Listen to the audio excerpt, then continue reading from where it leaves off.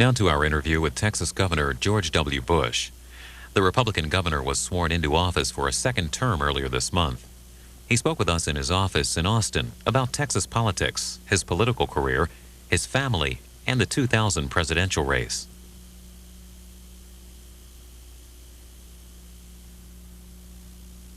Governor, you gave an inaugural speech in which you said you were looking for prosperity with a moral and spiritual center. Right. Tell us more about that. Well, in my inaugural speech, I said I was confident if we had low taxes, free trade, free markets, limited government, we'd have prosperity in the state of Texas, that people would be able to make a living and people would be able to realize their entrepreneurial dreams. But what I'm worried about is that not everybody feels like the future is for them, that the Texas dream is not a part of everybody's view. I'm worried as well that many of the children that we educate are not educated in making right and wrong choices. And so what I meant is that there needs to be prosperity, but prosperity is measured not only in dollars and cents, but the values that we share. I fully recognize government is not the end-all be-all, nor is economics the end-all be-all. That to have a prosperous future that means something, that we must rally what I call the armies of compassion all across the state of Texas to interface with our young, to help and to mentor, to let them know that they are a part of the future. It all really based around a story, Brian, that was a true story. I went to a juvenile justice facility here in Texas, and after a lot of talk with some of the boys, one young fellow raised his hand and he said, "What do you think of me?" And it was a question that was just so profound and so right.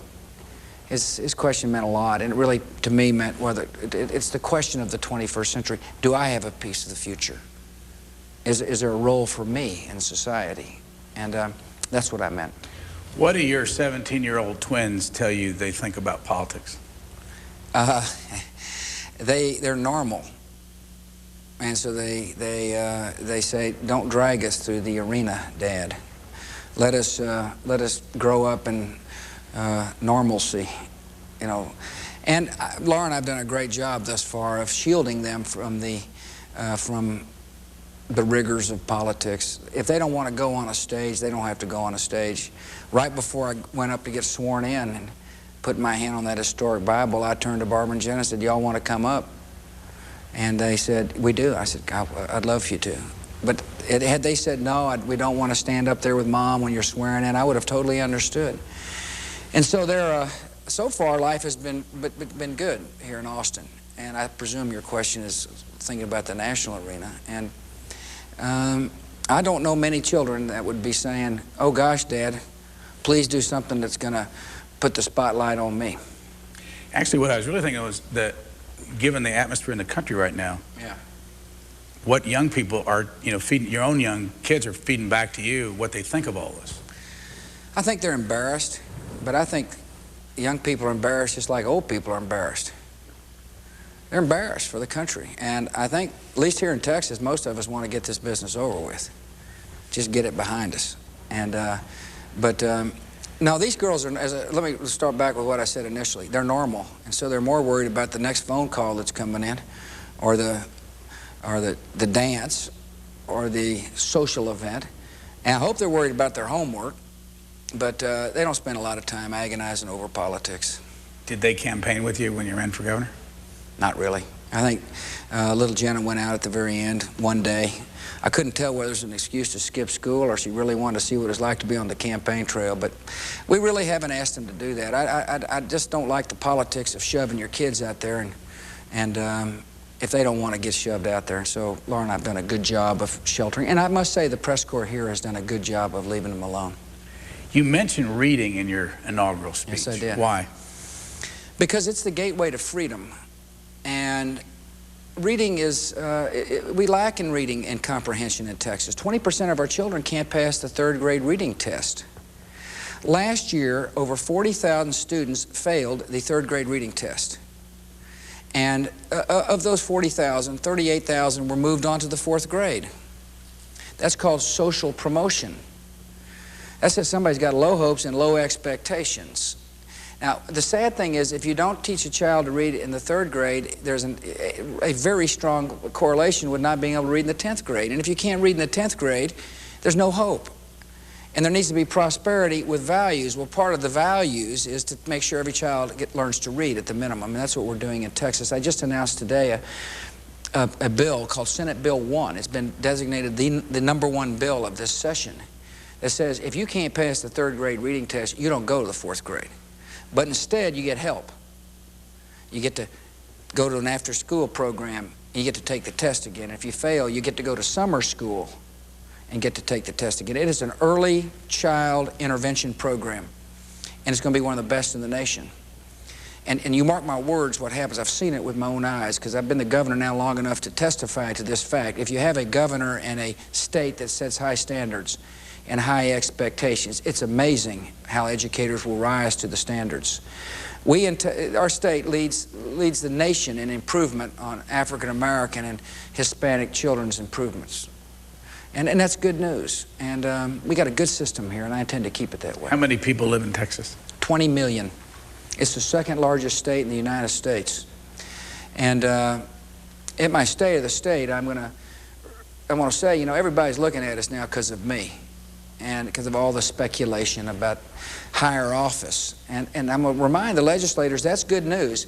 We meet 140 days out of every 2 years, and yet we can function. I mean, I want to say to people, the 2nd largest state in the Union has limited government, constitutionally limited government, and yet we do just fine. It causes people to come together for a short period of time to focus on what's best for our state, to put party aside, and to get the state's business done. And then probably the biggest reform of all is send the legislators home to live under the laws they pass. But we're 20 million and we hardly ever meet. What's your budget? Our budget's $93 billion.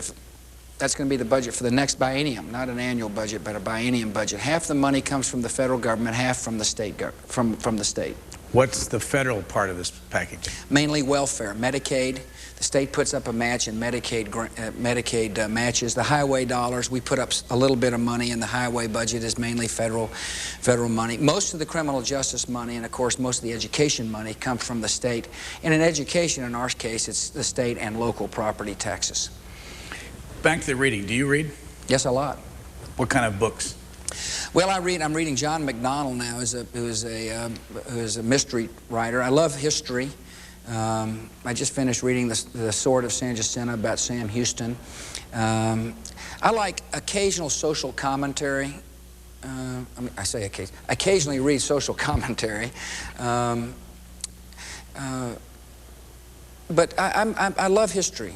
I was a history major in college, and I spent a lot of time on history. I'm just trying to rack my brain now that you asked me. Think of all the great history books. Well, I mean, The River Also Rises, a book about the Mississippi River that flooded that I thought was a fabulous, the 27 flood, I believe it was, of the Mississippi. That's a great book. Tom? No. No, I'm on the other one, yeah. It was a good book. Go back to your history, though. What kind of history were you interested in when you were in college? American history. I was mainly an American history buff, and I still am. It's amazing to be interested in history and living and making history. It's kind of it's an interesting coincidence. Any part of American history that interests you more than others? I'd say modern. I mean, I'm interested in. I mean, for example, T. Harry Williams's biography on Huey Long was just a fabulous book. I mean, I loved it, and I'd say more modern than modern being in our case not that long ago, but the 40s and 50s and 60s. Political history interests me. I thought the McCullough book on Truman was an excellent book. I've loved the books on Churchill. Manchester's books on Churchill really convinced me that Churchill was one of the great leaders and heroes of the modern era. What did you learn from McCullough's Truman about Harry Truman? Yeah, or just about what he did that you liked? Well, he was a straightforward fella. I'm kind of a straightforward, plain-spoken guy myself. I think, matter of fact, I think our state appreciates a straightforward, plain-spoken, say it like you believe it kind of guy. And I think that, at least that's the impression I got of Harry Truman. I wasn't old enough. I was born in '46, so I wasn't old enough to absorb the full Truman impact. But I thought it was a good book. It was well written, and I'm trying to remember some of the anecdotes that I thought was most fascinating. I love to watch the interface between the president and the Congress. And I'm interested in tough decisions. You know, people in this line of work, you have to, one of the best things about being governor is I make decisions all the time. And decision-making interests me a lot, and you can learn about the decision-making process by listening to history. How big did you win the first go-around for governor? I won by 350,000 votes, which was the largest plurality since 1974. It was about 53.7% of the vote. This time around? 68.5 or something. A lot. What did you do between then and now to increase that percentage in your opinion? I did in office what I said I would do. And I told people I was going to be the governor of everybody. Even though they may not have voted for me, even though they don't like me, I'm still going to be their governor, whether they like it or not. I also believe we've got a record that speaks to a decent future. For example, our education scores are improving dramatically. We've removed a lot of people off of welfare. Our crime statistics are decent. We've made a big focus on holding people accountable for the decisions they make in life. I also think Texans appreciate the contrast between the political spats that take place in Washington, D.C. and the willingness of a governor to work with a Democrat lieutenant governor and a Democrat speaker. I came in as the unknown commodity, and there was a tough lieutenant governor named Governor Bullock, Bob Bullock, and a smart and savvy speaker named Pete Laney, both of whom had been around here a long time. And we ended up liking each other. And we ended up doing what was right for our state. And I think people like that. I think people appreciated the spirit of cooperation and advancing the state of Texas and the interests of the state of Texas without, you know, playing zero-sum politics. Bob Bullock was no longer the lieutenant governor, was a Democrat? Yes. He endorsed you? He did endorse me. So go back to the first time you started to get to know him. What did you do personally? Well, it's interesting. I actually went to see him before the end of the election in 1994. I wasn't sure if I was going to win. I began to smell a little something though going on out there. My political antennae were saying, well, maybe you got a shot to win. You were running against Ann Richards. I was running against Governor Richards, who was very popular and a tough opponent. And but I began to feel something out there. The crowds were getting bigger and they were getting more enthusiastic. And so I sent word, a back-channeled word to the Governor Bullock that I'd love to drop by his house and just to introduce myself, just in case I won. And it was a 30-minute, the meeting was scheduled for 30 minutes, and about 2.5 hours later I left. And I think I can't remember all that was said, but I do remember listening a lot. And I'm a pretty good listener. It may be hard to tell it on your show here, but I do listen. I like to learn, and I knew he'd have a lot to offer. I also knew that he was going to be a very important person with whom I'd have to deal. Same with the speaker. We met every day, once a week for breakfast, and never missed during the legislative sessions. The important thing is just to spend time and to talk things out. And sometimes we could reach an agreement. A lot of times we couldn't. And but it was all done in the spirit of what was best for Texas. And Bob Bullock was famous for that, and I was most grateful that he was an ally of mine in the end. You've got a House and a Senate, and what's the breakdown? 16-15 Republican in the Senate and 6-seat Democrat margin in the House.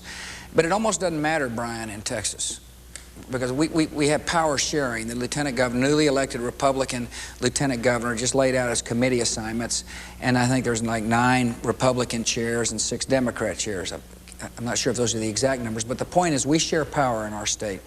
We don't divide along party lines. There's not a majority leader and a minority leader. And the reason why, I think one reason why, is we don't have time. When you only meet 140 days out of every 2 years, you've got to get to the people's business quickly, get your biennium budget done, fund the education programs, reform the parts of education that need to be reformed, and do a few other things and move on. And it's a good system. It also is good for the governor not to have the legislature in town full time.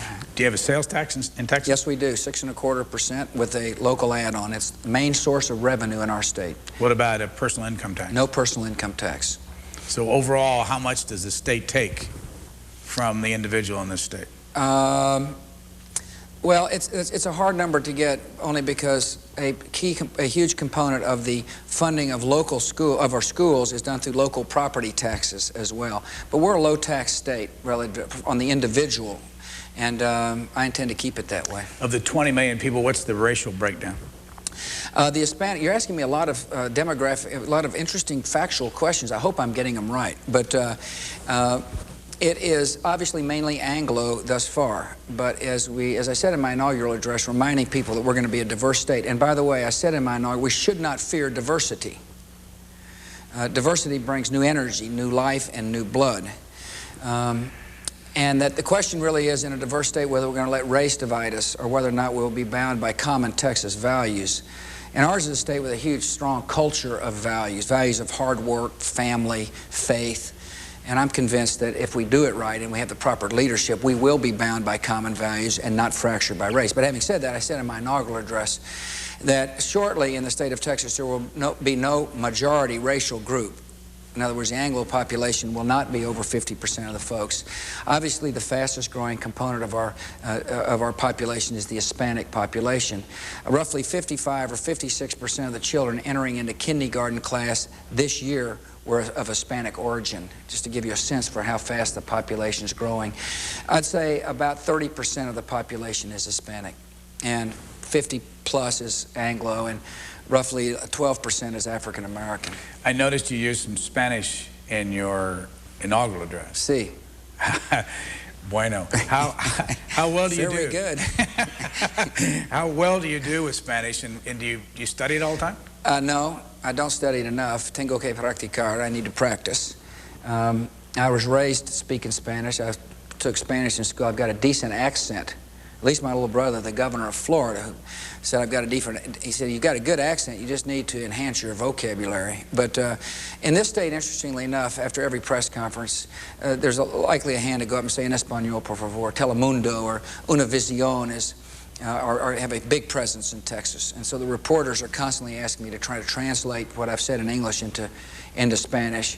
I'm bold enough to try, and confident enough not to let my weakness prevent me from stepping out and trying to speak Spanish. But I need to I would never hold out that I was totally fluent. Have you ever talked to someone who is, bilingual about the idea whether it's smart to try to speak Spanish when it's not perfect? Oh, absolutely.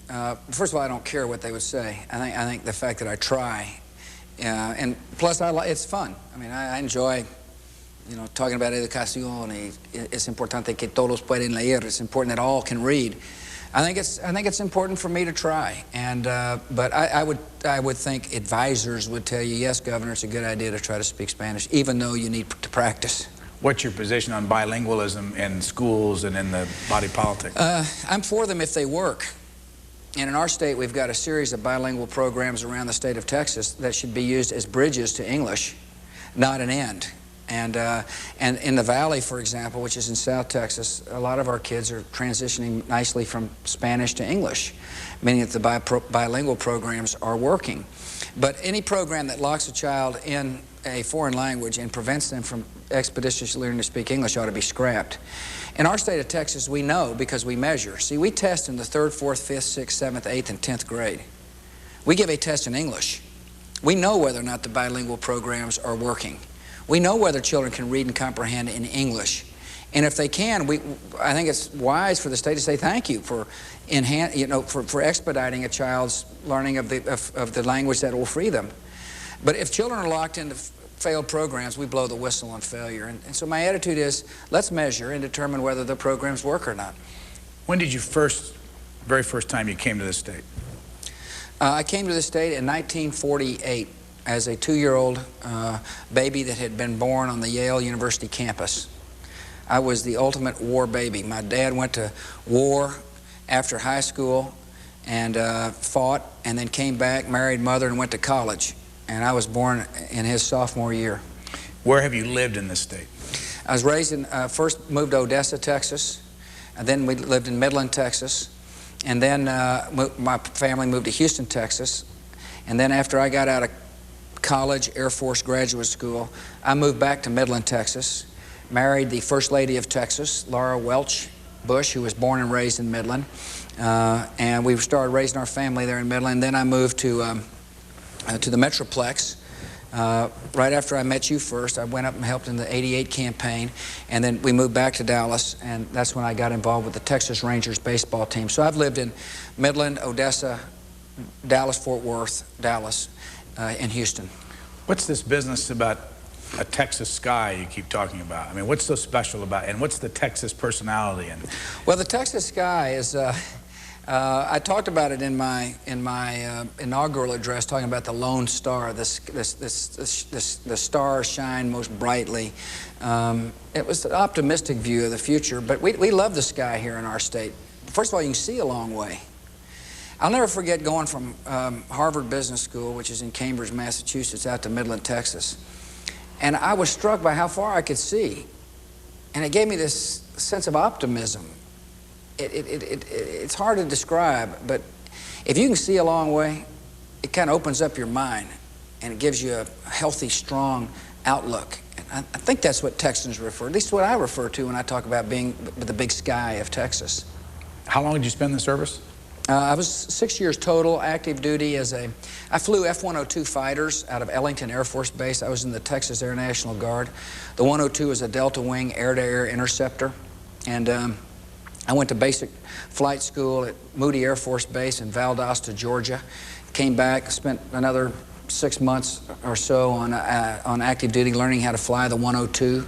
Transitioning from what was in the last plane I flew was the T-38. What years? 1968, when I got out of college. I started pilot training in November of '68 and got out in November of '69. Why didn't you go on full active duty? Because I was interested in becoming a pilot, and this became the first slot open, and I took it. Did you ever become a pilot? Yes. A commercial pilot beyond that? No, not at all. Just an old jet jockey. What'd you learn about anything from the service? I learned that there is a way to train a person who knew nothing about flying into being a good pilot. The service did a wonderful job of training, and I'm most impressed by how they drilled rote exercise into one's daily schedule until you got it right. And that's particularly important when you fly. I mean, I'll never forget getting in the airplane and the guy said, "Okay, now do a 30-degree bank and turn at 60 degrees." And I did a 28-degree bank and turned 50 degrees. And he bangs his hand on the dashboard there and says, "I said a 30-degree bank at 60 degrees, and that's exactly what we mean." And from that point forward, I got my banks right and the degrees right. And it came in handy in the long run because there's not much margin for error when you're flying jets. Any idea how many military personnel there are based in this state? No, I don't know, but it's a lot. This is a big military, this is a state that has a huge military presence. It's also a state with a really large veterans population. What's interesting about the military in Texas is that the Hispanic population has served in our military in disproportionate fashion. There's a large number of Hispanic veterans in the state of Texas, and it makes an interesting mix for politics, as I'm sure you can imagine. It's a proud group of veterans that love their country and love the flag and are proud of their service to the country. You know, it's often been stated over the years that the Texas governor doesn't have very much power. Would you deal with that? And if they don't, where are the other states where they would have more power than you have here? Well, the way I like to put it is this: if you're a weak person, you're going to be a weak governor, and if you're a strong person, it's got plenty of power to do your job. I think the powers are derived. Here's where the power is from. One, the bully pulpit. You're not interviewing, any of the other elected officials. You're talking to the governor, and that's the way it is with all media. The governor can command a presence. Secondly, the governor has the right to call special sessions. I mean, in a state that meets only 140 days out of 2 years, that's a powerful power. I mean, that's good power.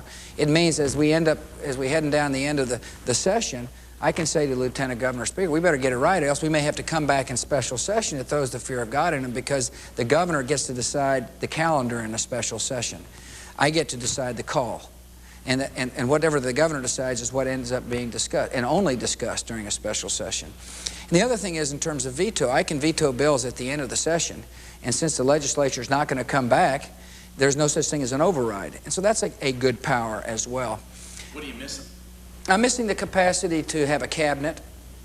For example, the state of Illinois, I am told, I talked to my good friend Jim Edgar about it, as well as Jim Thompson at one time. I think the governor of Illinois can actually veto a bill and change the wording of a particular bill, which is the ultimate power. I mean, it's basically ignore the whims of the legislature and write the bill the way you see fit. To me, if that's the case, I mean, that's a very strong power. How many cabinet officers do you have? None. Although I do name, I mean, we elect, we're a state that was, the Constitution of which was really formed to prevent government from being expansive and central, and it was a reaction to the Reconstruction era. So for example, all the officials are elected. Lieutenant governors elected, attorney generals elected, the agricultural commissioners elected, the comptrollers elected, all officials. We elect the judges as well all across the state of Texas. In the Constitution, it constitutionally limits the amount of time the legislature can meet to 140 days of every 2 years, which means over the years, you know, in the name of so-called reform, people have said, well, let's meet every year. Well, you can imagine how Texans have reacted over the years to the constitutional amendment saying, are you for letting the legislature meet all the time, every year? And of course, Texans have overwhelmingly voted against changing the Constitution, voted against annual sessions, which I agree with, by the way. I like limited government. Are people pushing it to Not this time. Well, over time they have. I mean, over time somebody came up and said, well, I think it'd be a good idea for us to meet every year. Let's let the people decide. And of course, it would get voted down overwhelmingly. Do you put a budget out every 2 years? Biennium budget. You? Yourself? Yes, I do. As the governor? Matter of fact, the way it's going to work this year is I'm giving the state of the state on 2 days from this interview. And then the next day, I'm going to lay out a budget. And the budget this year is going to be obviously balanced because it's constitutionally required to be balanced. It's going to contain a $2.7 billion tax cut. It'll be by far the largest tax cut in our state's history. It's going to be a tax cut that obviously tries to achieve certain objectives besides giving people their money back. One, it's a property tax cut to take the pressure off of local property taxpayers when it comes to funding schools. Keep in mind, we're growing a Houston Independent School District every biennium. That means 150,000 students added to in our education system every 2 years. I mean, that's significant growth, and we've got to make sure that the state is the primary funder of education and make sure we take pressure off property taxes. I'm also going to eliminate diapers, over-the-counter medicines, and internet tax from the sales tax. And 2 other reforms. One is a research and development tax credit on our corporate income tax. We call it a franchise tax. It's really an income tax to continue to enhance Texas's standing when it comes to attracting high-tech industry, as well as to change the corporate franchise tax by eliminating 176,000 small businesses from even having to file the form, much less pay the tax. It'll be a bold initiative. The problem is that the appropriators have got more requests than money available. And all of a sudden you have a governor saying, not only should you not spend more money than you take in, but I want you to take a huge portion of the surplus and cash flow and pass it back to the taxpayers. Therein lies the collision. I'm looking forward to the collision. How many people then work directly for you if you don't have a cabinet? 180. But I name, well, let me make sure you understand it. I name the Commissioner of Education. I name the Commissioner of Insurance. I name the Health and Human Services Director. So we have a near operating cabinet. Plus, I name boards and commissions that oversee the different agencies. So take for example, Health and Human Services. There's a board of citizens who I name over a period of time. And they nominate, for example, who the executive director is going to be, and I have veto power. So I have direct involvement, but it's not like a cabinet form of government as other states know it. But I've named a lot of people to boards and commissions. There's a lot of people who would say, well, I owe my job to Governor Bush. And sometimes they listen to that, and sometimes they don't remember that. But nevertheless, I feel like I've got quite a bit of power. One of the things that you were called in either the '94 election or I can't remember who started it, maybe it was Ann Richards or Molly Ivins, a shrub. Yes. Well, is that a derisive term? I think they meant it to be. It didn't bother me. I mean, anytime an opponent starts making fun of you on the campaign trail, it's generally a good sign. Did you ever do that to an opponent? No. What's your philosophy of how you treat an opponent? I ignore my opponents. I try Totally? to. Don't mention them by name? Well, occasionally I point out issue differentials, but I try not to make the campaigns personal. I think Americans are sick of negative campaigning. And so in my race against Governor Richards, I treated her with the utmost of respect. I thought she had made some bad decisions, and I reminded people of those bad decisions, but I did so in a way that was not derogatory. It was respectful, and I think Texans appreciated that. In this last campaign, it was the same way. My opponent and I talked on election night, and he said, look, I appreciate the way you ran the campaign. I said, no problem. Do you like to speak? Can't you tell? You like to make public speeches? Yeah, I do, particularly if it's a well-written speech. Yes, I like it. What's your philosophy of a speech? How long should it be? And I think shorter is better than longer. I believe in having a well-organized address. I think it is very important to know what you want to say and say it. And I think it has to be a very plain-spoken. I like plain words to the point. And so, for example, the inauguration address, there was 3 points I wanted to make. Texas had to be an open, educated, and united society if we're going to have a 21st century that's worth anything. And it was well structured, I thought, and let me get to the point. Had a few kind of poetic lines, and I got off the mic at the right time before people went to sleep. do you prefer it being written? Generally the way. I think any speech maker would tell you that the first time they've delivered a speech, there has to be a text. I don't know many speech makers who have taken a brand new speech with new lines and new concepts and who can memorize it completely to be able to deliver it as if it just came off the top of their head. But I think once you get used to certain lines, speech making can be quite spontaneous. I mean, it's very easy during the course of a campaign. After you've given the same speech 1,000 times, of course, all I used to do is just take an envelope, similar to yours there, and put a few points. Remember to talk about schools, juvenile justice, so-and-so, such and such. And the words came quite naturally, and it would be amazing how close the words were that I was giving at the end of the campaign to the actual sentences when I kicked off my campaign that I had to stay on script for. I don't know, that's a long-winded answer to say, initially, I think on a big speech, a new speech, you've got to stay on script. Do you use humor? A lot. Does it work? Well, if it doesn't work, the joke's on me. But Do you tell jokes or you just tell stories? I tell them one line. I'm pretty good on one-liners, and I love to tell stories. If you've got any good material, I'd like to use it. But as a matter of fact, we're beginning to prepare the State of the State, and I would like to have a lot of humor in the beginning. There's going to be a lot of tension in the air about the national speculation, and I want to poke fun at myself. I love to tell the story, for example, of people love to hear about mother, and they love to hear about dad, and they love to hear about animals and pets and family. And I love to tell the story about dad going through an identity crisis, and it first came to be when mother was getting her hair done, and the hairdresser gushed. He said, "I just cannot believe I'm doing the hair of the mother of the governor of Texas." And mother said, "What about the hair of the ex-president?" She said, "Oh yeah, that too." And then people laugh and laugh. They love to hear about mom. But I think humor is important. I think humor is really important because it indicates that you don't take yourself so seriously. And oftentimes in politics, people take themselves very seriously. When do people know you're mad? When I tell them. I'm kind of like my mother in that regard. I can express myself quite clearly, but I also get over it. I don't bear grudges. In politics, what have you learned? I'm going to ask you about a bunch of people. Your brother Jeb, about politics from your brother. It's important not to give up. Brother Jeb got whipped in 1994. It must have been a really tough moment for him to come to my inauguration shortly thereafter and see one brother get sworn in, another brother head back into the private life. But you got whipped in '77. I did, but he wasn't old enough to be going to any inaugurations then.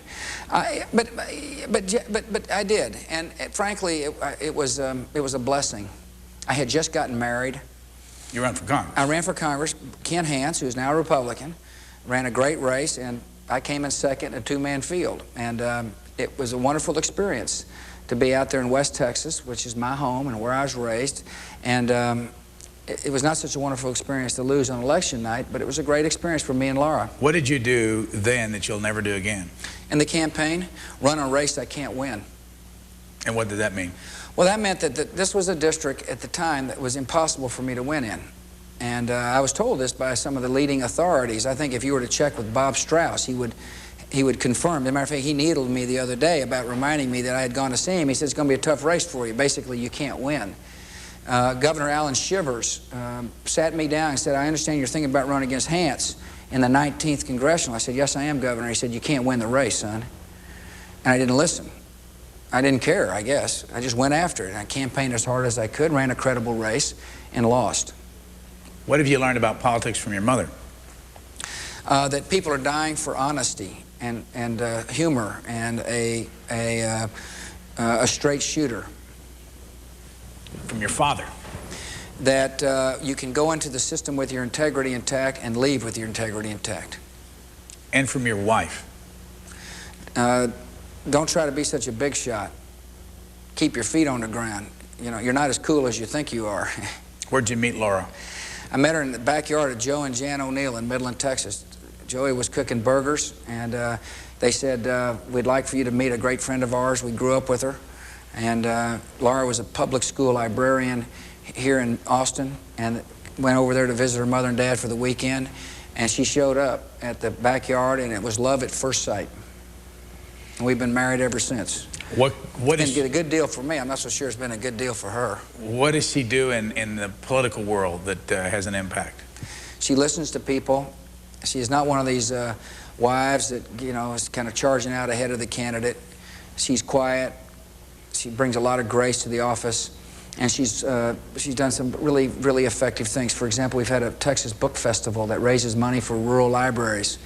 And for the third year, I want to say third year, well, anyway, second or third year, authors from all across Texas have come here to the Capitol to be heralded, and there's seminars, and you know, Larry McMurtry reads, and people from all over the state are beginning to catch on. There's a wonderful place to come and buy books and get them signed for Christmas, but as well as to listen to Texas literature. Anyway, Laura's brought a lot of stature to Texas writers, many of whom had been ignored all their life. And as I say, it raises money for rural libraries as well. What does she think of the whole business of campaigning? She loves campaigning in Texas. She's not thrilled with the idea of going national. Why? Would you be? I mean, it's the meat grinder. It's a different life. It's a huge sacrifice. As I say, she's normal too. How much does she have to say about that? Well, every night. She's got a free shot at the old governor. I mean, it's. But is it consistent that she says no, no, no? Well, I don't think she says no, no, no. Actually, she says be careful, be careful, be careful. You have a cousin that writes for the Christian Science Monitor about Boston Globe. Ellis, yeah, John Ellis. Good man, by the way. Are you close to him? Yes, I like him. So when we read him, is that you tipping him off as the? No, I'm not. I really no. He's on his own. I don't spend a lot of time on the phone back-channeling to writers or columnists and political writers. How are you related to him? He's my dad and his mom are brother and sister. The reason I just wanted to ask you about a couple of things he said recently in a column. He said Washington has become a cesspool. Yeah. Do you agree with that? I think it's pretty ugly, Brian. I think most people feel that way. I certainly do. Why do you think it got there?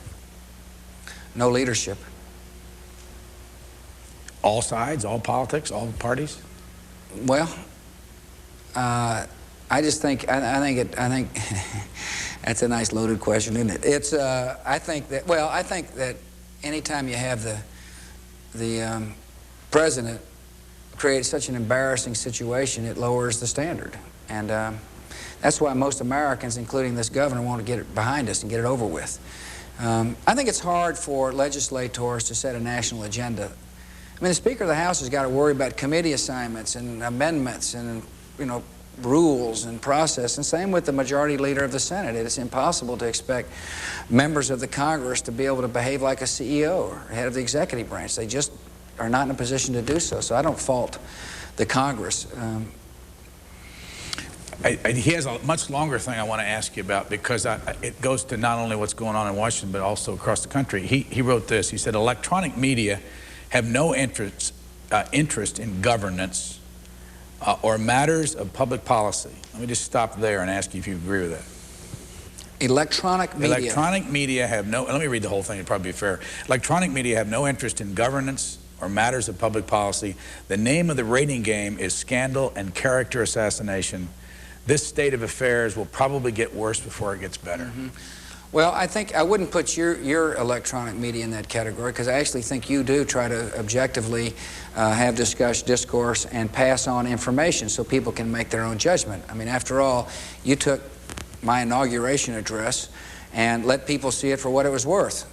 I noticed you did put it on quite late at night, which probably was a chance for the insomniacs to sleep for the first time. I think one of the problems we have in the world of soundbite, coupled with the fact that we have a plethora of stations now that must fill their airtime with babble, does create an environment in which the juiciest tidbit is that which tends to kind of emerge out of the gossip. And I think what Johnny's saying is that gossip is now fact in people's minds, and it's a sad state. And I can understand. I appreciate his blowing the whistle on what is taking place. We have the luxury of not having commercials or ratings, so we really don't have to worry about what the size of the audience is. The rest of them do. Yeah, well. And he says it's going to get worse before it gets better. Do you have that same problem in Texas? No, we don't. I've treated with respect. People know, in Texas know that when I put my hand on the Bible, I swore to uphold the laws of the state, but I also swore to uphold the dignity of the office, and I have done so. And the reporters here know I've done so. Why is it this kind of a world exists on a national basis but doesn't on a statewide basis? I don't know. That's a really good question. I guess because Washington has gotten to the point now where there's no bounds. There's just too many channels with too many people who've got to express too many opinions, I guess. But as you sit down here in Texas and look at Washington, can that be changed up there? Well, first of all, I sit down here in Texas and I ignore most of it. I don't want to hurt anybody's feelings up in Washington, but I don't channel surf trying to find out who's hollering the loudest. And I really do ignore most of what goes on the airways from up there. Do you find that others you're around do the same thing? Absolutely. You bet. I mean, so is Washington talking to itself? I don't know about that, but I think a lot of people are sick of it, and they just don't tune in. And as I say, I don't want to hurt anybody's feelings who think people care, but a lot of people don't. You said that you appoint the head of your education department Yes. in the state. Go back to education, because all through this last year, we've heard our audience say, we want you to talk about the issues that matter, and they list the same ones every time. Education, You bet. Social Security, Medicare, and a couple of others. But go to education. What role should the federal government play in education? Well, first of all, people are right about education. I mean, it is the biggest issue, particularly since we're prosperous. If we weren't prosperous, the biggest issue, of course, would be, where am I going to get my next paycheck from? If we were at war, the next issue would be, can we win the war?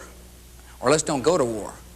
And in times of peace and prosperity, education is the issue. And so people are right when they say that. It is somewhat oxymoronic for a Republican and a person who believes strongly in local control of schools to utter, to talk about the role of the federal government in education. Here's the way I like to put it. So long as the Congress wants to spend money, the money ought to be block granted to states.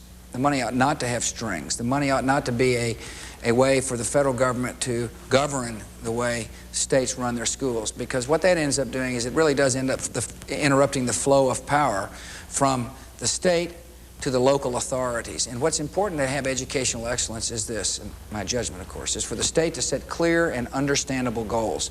A few goals that will change Texas, like excellence in English, math, science, and social science. The state's role is to measure. The state's role is to put an accountability system in place and say, we're going to test you to determine whether or not you're meeting the goals. But it is not the state's role to interrupt authority and responsibility. The state's role is to assign authority and responsibility at the local level, is to say to people, you chart the path to excellence.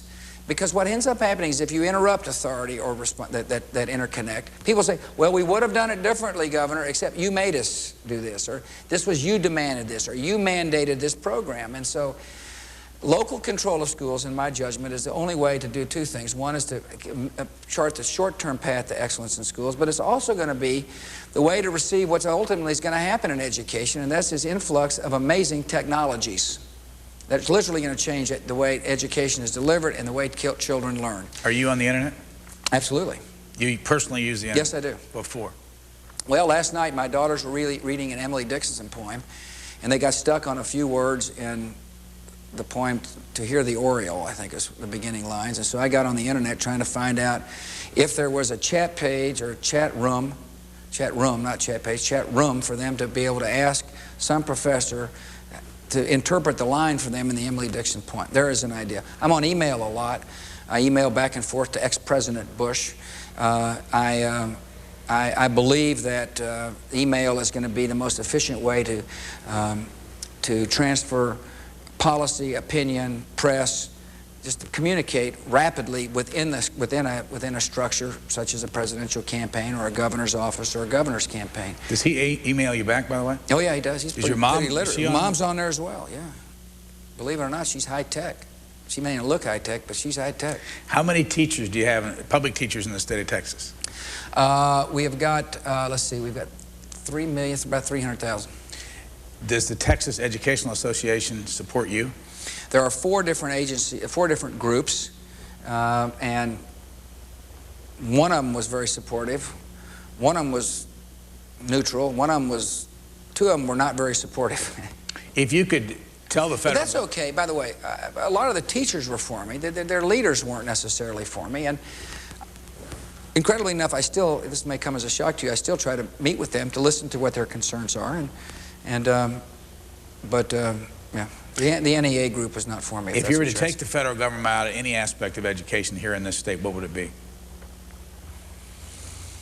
Well, first of all, we get about 6.5% of our budgets from the federal government, so it's not a huge presence. But those have guidelines, though, don't they? Yeah, they do. There's a lot of guidelines. There's Title IX, and you feel they're well, it's intrusive, hard. The federal government? It's paperwork, it's strings, it's compliance, it's all this stuff that swirls around that's attendant with, but receiving $1, you know, one tenth of the budget.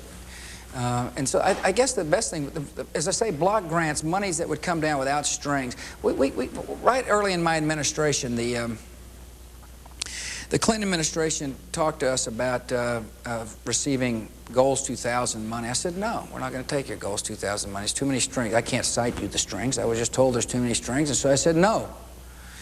And they turned around and said, okay, fine, well, since you're a big state, we'll give you what's called EdFlex money. We'll send you money down on an annual basis without any strings attached to it. You use it the way you want to. And we said, well, we're going to designate it to reading. And one of the things we designated it for was teacher training. There's a wonderful place in Houston called the Nijhuis Institute that was initially set up to train dyslexic children on how to read. Well, they have become a source of teacher training for us in Texas. And we gave grants to different local school districts to get their teachers retrained in the science of reading, i.e. phonics, to teach children how to read.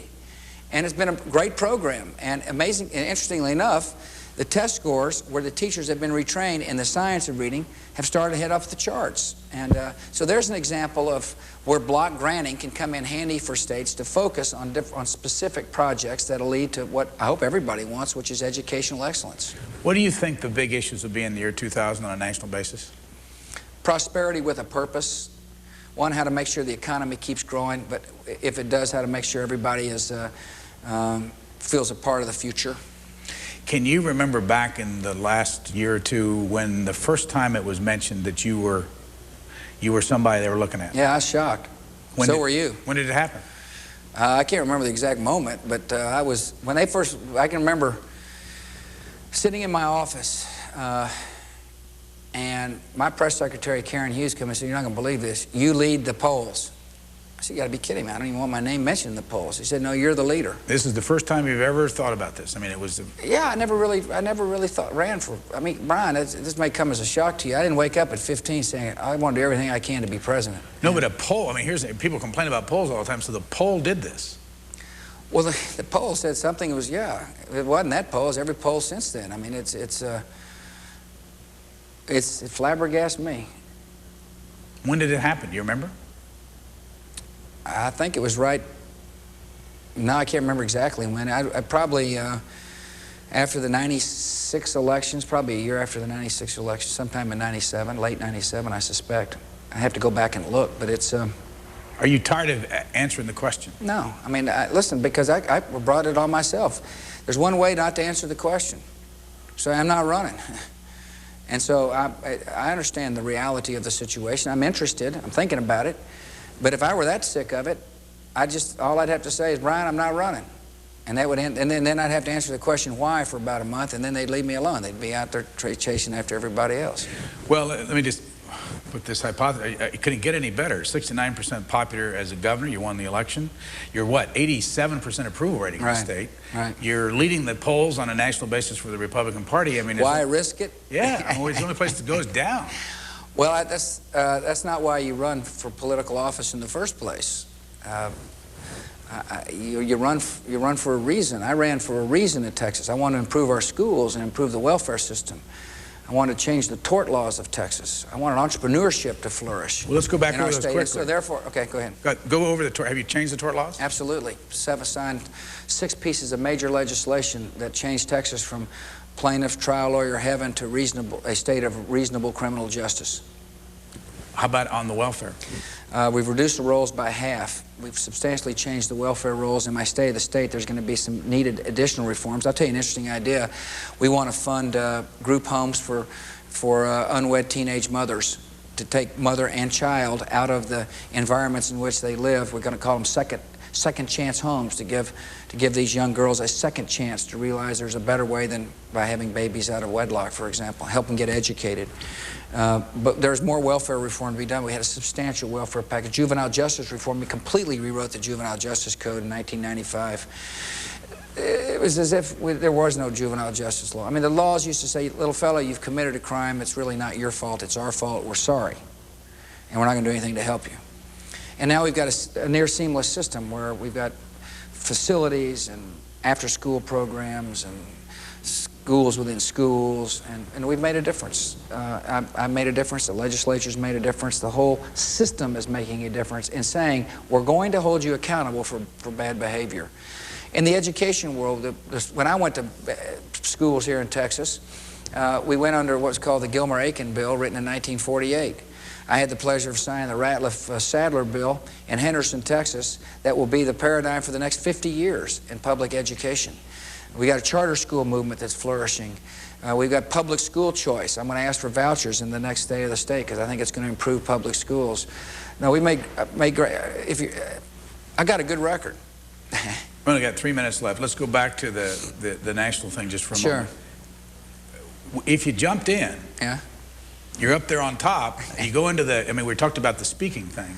Are you worried that you find yourself on a stage with 17 candidates? And you never get a word in edgewise? Or, I mean, are you prepared for a long, debate kind of situation where you're having to slug it out and they're already attacking you? Well, I saw that. That's fine. I mean, that's not my style. I campaign talking about what's in my heart and what I believe. And if I choose to run for president, I'll be laying out the reasons why I'm running. And if people want to talk about me, they can do that. I think they do so with a risk because I think Americans are sick and tired of slash and burn politics. Indianapolis, when you went there to speak, as you know, you got some criticism afterwards. You got some critique of the speech. I thought I was brilliant. But did you learn anything from that? Don't speak in a hall that's not conducive to being able to connect with an audience. How do you do that, though? How do you protect yourself? Well, we have better advance. It was a hard hall to speak in. Look, I thought it was a fine speech. A lot of people there thought it was a pretty good speech. I got criticized by the National Press Corps. It might have been because I didn't hold a press conference after it was over. But that's okay. Listen, I'm going to get criticized a lot. And I think your question is, is your skin thick enough? I think that's the right question, and the answer is, you bet it is. Absolutely. Texas politics is pretty tough. And when you've run statewide in this state twice, I think you get a pretty good lesson about what big-time politics are all about. Where do you think you'd be the most vulnerable if you ran? If I ran for president? Yep. If I run for president, I'm not going to be vulnerable in my desire, I'll tell you that. I will have the appropriate fire in the belly. But I don't know. We'll let the pundits figure that out. When do you have the best time in politics? Wait, tell us the moment when you say, this is why I got in this. Going to the little elementary school today with the senator and the House chairman, and seeing the kids react and being able to talk a message of values. I mean, stay in school. Don't do dope. You know, don't be using alcohol. Go to college. Just calling on the best of Texas. I think that's probably the most fulfilling moments. I believe, for example, the best welfare program is one that uses church and synagogue and Muslim and faith-based organizations. And I remind people, if you're one of these voices calling for changing the welfare system, you have the responsibility to step up and help a neighbor in need. And I love calling on the best of our citizens in the state of Texas. Last question. Would you rather be referred to as Governor, as George, as W, or anything else? What's the name you like the most? Dad. It's the most meaningful name, and it's the most important job I'll ever have. Governors, thank you. You bet.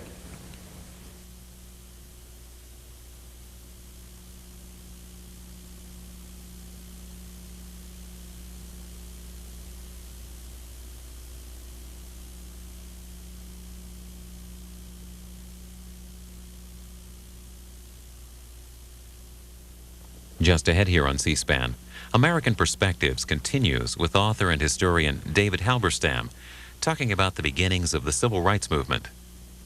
Then at 10:15,